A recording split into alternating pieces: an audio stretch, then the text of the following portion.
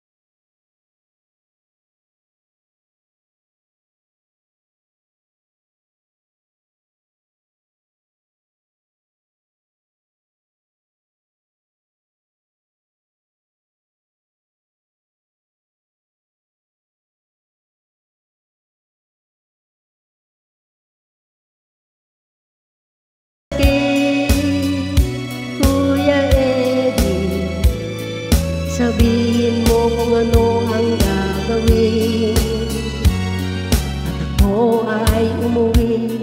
Gabi na nang dumating ang dalawa kong anak sa malayo nakatingin. Pagka'y namumula, halos makapikit na. Ang kanilang kamay may hawak na marijuana. Ngunit ang masakit, ako'y nagtataka. Dalawa naming anak, bakit ngayon ay tatlo na?